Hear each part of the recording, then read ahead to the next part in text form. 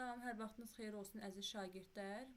6-cı sinifin test suallarının izahına baxacağıq sizinlə birlikdə. Birinci sualda sadə cümləni müəyyən edin deyir. Burada düzgün cavabımız D variantı olacaq. Mən və yoldaşlarım sirkə getməyə qərarı aldıq. Burada baxın, iki dənə mübtədamız var. Mən, bir də yoldaşlarım. Qərarı aldıq xəbərini özündən asıl vəziyyətə gətirir və sözü və bağlayıcısı burada. İki dənə cümləni yox, sadəcə cümlə özürlərini bir-birinə bağlayır. Yəni mübtədaların arasında istifadə olunub. Bu mübtədalar artıq həmcins sayılacaq və sadə cümlə olacaq. C variantında ata evin dirəyi, ana evin çiçəyidir. Burada dirəyi sözündə dir şəkilçisi ixtisar olunub. Ata evin dirəyidir, ana evin çiçəyidir. Təhlil eləyək. Vergüldən ilk hissəyə baxaq. Vergüldən əvvəlki hissəyə. Evin dirəyidir kim? Ata. Evin çiçəyidir kim? Ana. Yenə ayrı-ayrı mübtədalar və ayrı-ayrı xəbərlərimiz var. C variantı mürəkkəb cümlədir. Jurnalist sualını ünvanladı və iştirakçılar fikirlərini bildirdilər. Fikirlərini bildirənlər iştirakçılardır. Bildirdilər bir xəbərimiz, iştirakçılar mübtədamız, bildirdilər xəbəri. İştirakçılar sözündən asılı vəziyyətədir və ünvanladı jurnalist, bu da ayrı bir mübtədamızdır bizim. Ünvanladı da ayrı bir xəbərimizdir bizim. Ona görə də yenə ayrı-ayrı xəbərlər və ayrı-ayrı mübtədalar var. Bu da mürəkkəb cümlə sayılacaq. A-da müəllim sinifə daxil oldu. Daxil oldu kim? Müəllim. Başladı nə? Dərs. Burada isə yenə B və C variantlarında olduğu kimi daxil oldu kim? Müəllim. Başladı dərs. Ayrı-ayrı cümlələrimizdir bizim və intonasiya vasitəsindən ayrılıb. Cavabımız olacaq D variantı. İkinci sualda deyir ki, hansı cümlədə mürəkkəb adın yazılışında səhvə yol verilmişdir? A variantı bizim düzgün cavabımızdır. Çünki uşaqlar, jurnal sözü burada jurnal, qəzet, mətbuat, kitab, əsər adları və s. qəzet, jurnal, restoran, kafe və s. bu tipli sözləri biz görürüksə, onun əsas özək hissəsi dırnaq işarəsi içərisində yazılmalıdır, yəni adı bildirən sözü. Füzat sözü burada adı, jurnalın adını bildirir və dırnaq işarəsi içərisində yazılmalıdır. A variantı ona görə yanlışdır. B variantında Azərbaycan Respublikası Səhiyyə Nazirliyi mürəkkəb adın bütövlükdə özüdür və orqanın adını bildirir. Ona görə də dövlət orqanlarının adını bildirən sözlər, təmsilçidə sonda nazirlik sözü varsa, nazirlik sözü də böyük olmaqla bütün sözlər böyük hərflərlə yazılmış olacaq. C variantında Gənclər Azadlıq prospektinə toplaşdılar. Azadlıq prospekti burada bizim mürəkkəb adımızdır. Prospekt, şəhər, kənd, qəsəbə tipli sözlərimiz bizim, onların adını bildirən hissələr böyüklə yazılır. Prospekt tipli sözlərimiz isə qarşısında kiçik hərflə yazılır və burada da heç bir səhvə yol verilməyib. D variantı dövr adlarımız bizim. Dövrün adı böyüklə, dövr sözü hər zaman kiçiklə və dövrün mərhələləri də varsa, onun qarşısına böyüklə yazılmalıdır. D variantımız da buna görə düzgün cavabdır. Cavab olacaq A variantı. 3-də şəhər hakiminin təlimatını yerinə yetirdilər. Burada qeyri-müəyyən yəli halı sözü istəyir bizdən. Baxaq, şəhər sözü burada uşaqlar qeyri-müəyyən yəli halıdır. Bunu hardan bilirik? Hakim sözündə hakim sözün kökü i mənsubiyyət şəkilçisidir və mənsubiyyət şəkilçisini biz görürüksə, bilməliyik ki, özündən əvvəlki söz mütləq şəkildə yəli haldadır. Biz bunu qeyri-müəyyən yəli halı müəyyənə çevirə bilsək də, çevirə bilməsək də bu belədir. Yəni mənsubiyyəti görürüksə, mütləq qeyri-müəyyən yəli halda sözü götürməliyik, yəli halda olan söz kimi. Hakiminin sözü mənsubiyyətdən sonra yəli hal şəkilçisi qəbul edib. Ona görə hakiminin müəyyəni yəli halda sayılacaq. Təlimatını yerinə getirdilər. Nəyi? Təlimatını. Təsirli halda təlimat sözü. Ona görə bizim düzgün cavabımız şəhər sözüdür. Qeyri-müəyyən yəli halda düzgün cavabımız olacaq B variantı. Uşaqlar, 4-cü sualımız bizdən deyir, uyğunluğu müəyyən edin. Sinonim və antonimlər haqqında olan fikirlərdir. Birinciyə baxaq. Deyiliş və yazılışı müxtəlif olan, lakin mənaları eyni olan sözlərə antonimlər deyilir. Burada uşaqlar, antonimlərin qaydası yox, burada sinonimlərin qaydası bizə verilib, ona görə bir səhv götürürük. Sinonimlər yersiz təkrarların qarşısını alır, bəli, bu belədir, konkret bizim qaydamızdır. Üçüncüdə antonimlər təzad yaratma funksiyasına malikdir, bəli, həqiqətən də bədii ədəbiyyatda təzad, yəni ziddiyyət təşkil edən sözlərdə antonimlər, bu doğru fikirdir. 4-də müxtəlif nitq hissələrinə aid ola bilərlər, xeyr, bu da yanlışdır, çünki antonim və sinonimlər hər zaman eyni nitq hissəsinə aid olmalıdırlar. 5-ci sualımızda hansı cümlə ümumi isimlə başlayır deyir. Azad yaşayış ona əlçatmaz görünürdü. Burada azad sözü sifət funksiyasını yerinə yetirəcək uşaqlar. Çünki yaşayış necə yaşayış? Azad yaşayışdan söhbət gedir. B variantında xəyal çantasını hazırladı. 5-ci sualımızda bizə deyir ki, hansı cümlə ümumi isimlə başlayır? Burada dedik ki, A variantında azad yaşayış, azad necə nə cür hansı sualına cavab verir? Yaşayış necə yaşayış? Azad yaşayış və burada ümumiyyətlə ümumi isimlə söhbət gedə bilməz. B variantında xəyal çantasını hazırladı. Çantasını hazırlayan kimdir? Kim hazırladı çantasını? Xəyal. Xəyal burada artıq xüsusi isim sayılmış olacaq. Oğlanın adını bildirir. C variantında arzularımız böyükdür. Burada arzular deməli, ümumi isimimizdir bizim, çünki arzu artıq burada qız adı sayılmayacaq. D variantında Fərəh yarışlarda qalib gəldi. Qalib gəldi kim? Fərəh. Fərəh isə burada bizim xüsusi ismimizdir, çünki insan adı bildirmiş olacaq. 5-də cavabımız oldu. C variantı. 6-ya baxırıq. A variantında bizə deyilir ki, adlı xalın özünəməxsus şəkilçisi vardır. Xeyr, bu yanlış fikirdir. Adlı xalın özünəməxsus şəkilçisi yoxdur. B-də deyir ki, qeyri-müəyyən təsirli halda olan sözü xəbərin yanından uzaqlaşdırdıqda müəyyən təsirli hala çevrilir. Bəli, bu doğrudur. Məsələn, deyirəm ki, mağazadan su aldım. Burada su qeyri-müəyyən təsirli haldadır. Çünki aldım sözünə sual verək. Aldım nəyi? Suyu. Və biz bunu xəbərin yanından uzaqlaşdırsaq, deyəcək ki, suyu mağazadan aldım. Artıq su mağazadan aldım deyə bilmərik biz. Mütləq ki, onu xəbərin yanından uzaqlaşdıranda müəyyən təsirli hala çevrilmiş olacaq. Bu doğru variantdır. C-də deyir, qeyri-müəyyən yəli halda olan sözü hər zaman müəyyən yəli hala çevirmək mümkün deyil. Bəli, bu da doğrudur. Məsələn, biz bayaqki yuxarıda gördüyümüz suallarda azadlıq prospekti var idi. Burada prospekt sözündə i mənsubiyyət şəkilçisidir. Azadlıq da avtomatik qeyri-müəyyən yəli halda olmuş olacaq. Amma biz burada azadlıq sözünü müəyyən yəli hala çevirə bilmərik. Yəni, azadlığın prospekti deyə bilmirik. Məntiqsiz olur, amma mənsubiyyət şəkilçisi olduğuna görə qrammatik cəhətdən deyirik ki, bu söz adlı yəli halda sayılmış olacaq. Yəni, hər dəfə çevirmək mümkün deyil, bu da doğru fikirdir. Deyir ki, yönlü hal hərəkətin son nöqtəsini bildirir. Bəli, bu da doğrudur. Məsələn, deyirəm ki, məktəbdən çıxdım. Məktəb bizim başlanğıc nöqtəmiz olacaq. Evə doğru getdim. Burada evə yönlü halımızdır bizim və yəni bizim gedəcəyimiz son nöqtəni bildirmiş olur. Ona görə D variantımız da doğrudur. 7-ci sualımızda deyir ki, hansı cümlədə məcazi mənalı sifət işlənmişdir? Qara gün gəlib yetişdi A variantında. Burada qara gün həqiqətən də məcazi ifadədir. Baxaq, qara sözü burada həqiqətən məcaziləşib. Çünki qara rəng ola bilər, qara məsələn hər hansı əşya ola bilər, amma gün qara olmaz. Bu bəd, yəni bədbəxt bir gün yetişdi mənasını ifadə edir. Ona görə cavabımız A variantıdır. Xəbər yaymaq onun adətidir. Burada xəbər yaymaq da məcazidir, amma burada yaymaq feilinin məcaziliyindən söhbət gedir. Ona görə burada feil məcaziləşib, sifət yox. B-ni götürə bilmərik. Qızıl saçları göz oxşayırdı. Burada da deməli bizim məcazi mənalı sifətimiz yoxdur. Göz oxşamaq, yəni burada sifətə aid heç bir söz görə bilmirik, məcazi olsa da. Ona görə də C variantımız da yanlışdır. D-də bədbin fikirlər ağlından getmirdi. Ağlından getmək, yenə burada getmək feilinin məcaziləşməsidir. Bədbin fikirlərdə isə fikirlər bədbin ola bilər. Ona görə də burada da məcazi heç nə yoxdur. Cavabımız olacaq A variantı. 8-ci sualda deyir ki, bizə hansı sözün yazılışına səhvə yol verilmişdir? A-da haqlı sözüdür. Uşaqlar, haqq sözü qoşa q ilə bitən, yəni eyni cinsi qoşa samitlə bitən sözdür və biz onlara samitlə başlayan şəkilçi artıranda sözün son samitlərindən biri düşür, yəni qoşalıqlardan biri düşür və haqlı formasında haqlı, haqlar, haqda və s. bu şəkildə yazılacaq. Burada səhvlik yoxdur. B variantı da yenə həmin qaydaya əsaslanır. Burada hüsn xətdir. Hüsn xət mürəkkəb sözün tərkib hissəsi kimi çıxış eləyir və xət sözünə baxaq. Əgər bizim eyni cinsi samit qoşalıqlarımız mürəkkəb sözlərin birinci tərəfi kimi çıxış eləyirsə, hansı ki biz bunu C variantında görürük. Birinci tərəfi kimi çıxış eləyəndə qoşa qeylərin, yəni qoşa samitlərin tələffüzünə, yazılışına toxunmuruq. Olduğu kimi qalır. Amma mürəkkəb sözün ikinci tərəfi kimi çıxış eləyirsə, artıq burada qoşalıqlardan biri düşməli idi. Ona görə B variantı burada yanlışdır. Hüsn xət, burada xətin T-sinin biri olmamalıydı.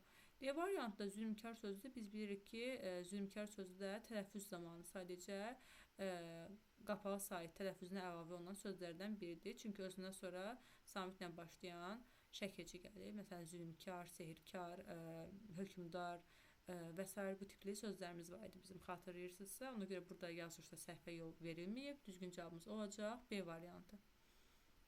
9-cu suala baxaq. Deyir ki, sözlərdən birinin sxemi, təhlil sxemi kök, qrammatik, leksik, qrammatik formasına uyğun olmasın deyir. A variantında qrupumuzdakı var. Təhlil edirik. Qrup sözün köküdür. Umuz qrammatik mənsubiyyət şəkilçisi, daki leksik sifət düzəldən şəkilçimizdir bizim. Lar isə qrammatik cəm şəkilçimizdir. Bu uyğundur. Eynilə sxemdəki kimidir. B variantına baxırıq. Bizimkilər biz sözün kökü, im mənsubiyyət, ki yenə sifət düzəldən şəkilçidir, amma bu istisnasıdır. Bizimki sözü, bizimki, səninki, mənimki, yəni əvəzlərə qoşulanda artıq bu ismin sualına cavab vermiş olacaq. Sifət əmələ gətirmir, istisna haldır. Lər isə bizim qrammatik şəkilçimizdir və bu da bizim sxemimizə uyğundur. C variantı düzgün cavabımızdır. Qızlarsız sözündə qız sözün kökü lar qrammatik şəkilçi, sız isə bizim leksik şəkilçimizdir, amma sondakı qrammatik şəkilçimiz yoxdur. Ona görə cavabımız C variantı olacaq. D-də isə evimizdəkinə ev sözün kökü, imiz yenə mənsubiyyət, dəki sifət düzəldən şəkilçi, n bitişdirici, ə isə bizim yönlük hal şəkilçimizdir və bu da həqiqətən də şərtdəki sxemə uyğun gəlir. Cavabımız olacaq C variantı. Baxırıq 10-cu suala. Saydan sonra gələn ismi yazılışına deyir səhvə yol verilmişdir. Birinci siniflər final turuna çıxdılar. Birinci sözü burada uşaqlar sıra saydı və sıra saylarından sonra gələn isimlər həm təkdən də cəmdə istifadə oluna bilər. Ona görə bu düzgündür. B variantında bir sıra məsələlər, bir sıra və bir çox sözlərindən sonra gələn isimlər cəmdə istifadə olmalıdır, doğrudur. C variantında biraz meyvələr deyir bizə. Stola biraz meyvələri gətirdi. Biraz sözü, az sözü, xeyli sözü, bu tipli sayılardan sonra gələn isimlər təkdə istifadə olmalıdır. Biraz meyvələr yox, biraz meyvə olmalıdır. Səhv cavabımız C variantıdır. D-də çox insanlar bu haqda düşünmür. Çox, çoxlu, larla, larca tipli şəkilçilərlə bitən sözlərimiz, sayılarımız özündən sonra isim qəbul edəndə həmin isimlər həm təkdə həm də cəmdə istifadə oluna bilər. Ona görə düzgün cavabımız C olacaq. D-də problem yoxdur. Daha sonra uşaqlar mətn suallarımıza keçid edirik. Mətni yəqin ki artıq oxumusunuz siz. Keçirik 11-ci sualımıza. Mətnin tərkib hissələrini hansı cümlələrlə genişləndirmək mümkün olduğunu müəyyən edin. Giriş hissəmizdə bizim nədən danışırdı? Giriş hissəmizdə padşahın məmləkətində gözəl bir qızın yaşaması və padşahın ona elçi göndərməsindən danışılırdı. Baxaq, deməli, A variantı deyir ki, qızın gözəlliyin sorağı padşaha qədər çatır. Elə bu giriş hissəmizə aid olacaq. Yəni, padşaha onun gözəlliyin sorağı çatır ki, padşah onunla evlilik qərarına gəlmiş olur. Daha sonra deyir ki, evləndikdən sonra padşah və qız çox xoşbəxt yaşayırlar. Onların evlənməyi ilə bağlı məqamda biz əsas hissədə görmüş oluruq. Məsələn, burada deyir ki, keçəçilik sənətini padşah öyrənir və bundan sonra qız padşahla evlənməyə razılıq verir. Məsələn, bu hissədən sonra biz deyə bilərik ki, onlar evləndikdən sonra xoşbəxt ömür sürürlər. Nəticə hissəsi isə bizim sonuncu abzasımızdır və burada padşahın artıq keçənin üstündəki yazdığı yazılar vasitəsilə həyat yoldaşı tərəfindən tapılması məsələləri danışılır və padşah azad edilir, vətəninə gətirilir. Bununla bağlı da deyə bilərik ki, vətəninə və ailəsinə qovuşan padşah çox sevinir. Bunda həmin abzası artıra bilərik. Düzgün cavabımız olacaq 1-ə A, 2-yə B, 3-ə isə C ardıcıl şəkildə A variantıdır cavabımız. Uşaqlar 12-ci sualda bizə deyir ki, padşahın yerinin tapılması üçün ən vacib məqam nə oldu? Bizə ən vacib məqamı istəyir. Baxaq. A variantında deyir ki, padşahın saldığı keçələrin tez bir zamanda satılması. Tez bir zamanda satılması vacib məqam deyildi. Çünki burada bizim məqamımız D variantındadır. Yəni birinci əsas hissəni izah eləyək. Padşahın keçələrin üstünə həmişə öz adını yazması. Yəni bu tezlik məsələsi deyil. Tez-gec satılması əsas onun öz adının üzərində yazılması, yəni öz imzasının olması, onu öz yaxınlarının onu tapmasına gətirib çıxardı. Ona görə D variantı tacirin padşaha şərait yaratması və padşahın tacirə satılması, bunların heç biri onun tapılması üçün vacib məqam sayıla bilməz. D variantı olacaq bizim düzgün cavabımız. Daha sonra 13-cü sualda deyir ki, tünd rənglə verilmiş ifadənin mənasını müəyyən edin. Tünd rənglə verilmiş ifadəmiz bizim əlacı kəsilməkdir. Qızın inadkarlığına təəccüb edən padşahın əlacı kəsilir. Əlacı kəsilmək, yəni çarəsiz qalmaq mənasını verir uşaqlar. Ümidini itirməmək bu əksinədir. Çarə qılmaq yenə çarəsiz qalmağın əksinədir. Kömək etməyin isə ümumiyyətlə əlaqəsi yoxdur. Cavabımız olacaq C variantı. Digər 14-cü sualımıza baxaq. Burada uyğunluq istəyir səbəb-nəticə əlaqələrinə əsasən. Nəticə hissəsində bizə verilib ki, qız padşahla evlənməyə razı olmur nəticədə. Bunun səbəbi nə idi uşaqlar? Səbəbi o idi ki, mətnindən də gördüyünüz kimi padşahın peşəsi yox idi. Yəni padşahlıq peşə deyil idi. Ona görə də biz birə padşahın peşəsi yox idi ifadəsini götürə bilərik. Qızın sevdiyi var idi. Mətndə belə bir məlumat yoxdur. Padşah keçəçi deyildi. Yəni qız ona keçəçi olmaq şərti ilə sürməmişdi. Padşahı sevmirdi. Bununla bağlı da məlumat mətndə yoxdur. Elə avtomatik A variantı düzgün cavabımız çıxacaq. Qız bazarda satılan keçənin üstündə padşahın adını görür, səbəb hissəsidir və nəticədə onlar padşahın yerini axtarıb tapırlar. Ona görə cavabımız olacaq A variantı. 15-ci suala keçid eləyək. 15-ci sualda bizə deyir ki, mətndəki hadisələrin düzgün ardıcıllığını müəyyən edin. Padşah uzun müddət əsir həyatı yaşayır. Padşah qızın atasına kömək istəyir. Qızla evlənməyə qərar verir. Öyrəndiyi peşə padşahın xilaskarı olur. Baxaq, birinci uşaqlar mətn başlayır belə. Padşah qızla evlənməyə qərar vermişdi. 3 ilə başlayacaq mətnimiz. Daha sonra gəlir, qız razılaşmadıqdan sonra atasından kömək istəyir və atası ona keçəcəyi sənətini öyrədir. 3-dən sonra 2 gələcək. Daha sonra ölkəyə hücum nəticəsində padşahın əsir alınması məsələsi var. 1 gələcək. Daha sonra isə öyrəndiyi sənət padşahın xilaskarı olur və keçəcəyi sənət sayəsində o öz ailəsinə, yaxınlarına qovuşur. 4 gələcək cavabımız olacaq B variantı 15-ci sualda. 16-cı sualda deyir ki, mətnin ideyasını əks etdirən cümləni müəyyən edin. Zəhmət çəkməyən bal yeməz. Burada hər hansı bir zəhmətin qarşılığında əldə edilən gəlirdən, dəyərdən söhbət getmir. Məsələmiz bu deyil, ona görə A-nı götürə bilmərik. B variantında işləməyən dişləməz. Yenə bu eyni mənaya gəlir çıxır A variantına və mətnimizin ideyası bu deyil idi. C variantında vəzifə müvəqqəti, sənət isə əbədidir. Bəli, bu artıq düzgün cavabımızdır bizim. Çünki padşahlıq vəzifəsi nə qədər də yüksək səviyyədə bir vəzifə sayılsa da, padşahın əlindən gələn bir iş yoxdur. Sadəcə idarə etməklə məşğul idi və onun keçəcəyi sənəti onun həyatını qurtarmış olur. Ona görə də C variantı düzgün cavabdır. Güc qarşısında hər şey acizdir. Bunun isə mətndən ümumiyyətlə əlaqəsi yoxdur. Cavabımız olacaq C variantı. 17-ci sualda deyirik, keçəçi qız padşahla evlənmək üçün hansı şərti irəli sürür? Keçəçi sənətinə yiyələnmək. Xeyr, uşaqlar, bunun belə bir mətndə belə bir fikir səsləndirilməyib. Yəni, qız üçün fərqi yox idi.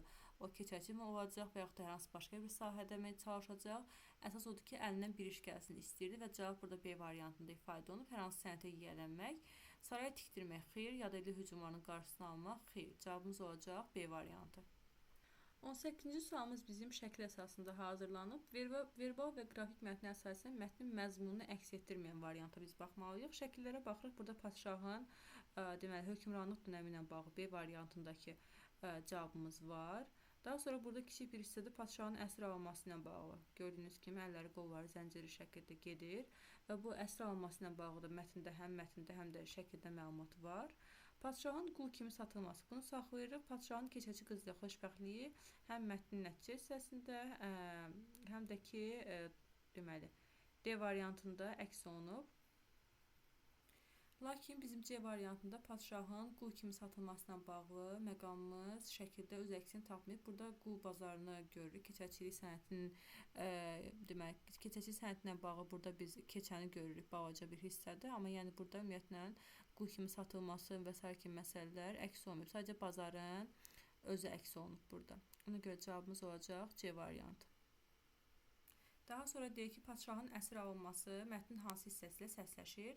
Giriş və nəticə hissəsi. Ümumiyyətlə, əsir alınması təbii ki, biz bilirik ki, əsas hissədəydi və düzgün cavabımız B variantı olacaq. Nəticədə artıq o öz vətəninə qayıtmış olur. Giriş hissədə isə o hələ öz təxt səltənətində oturmuşdu. Ona görə cavabımız olacaq B.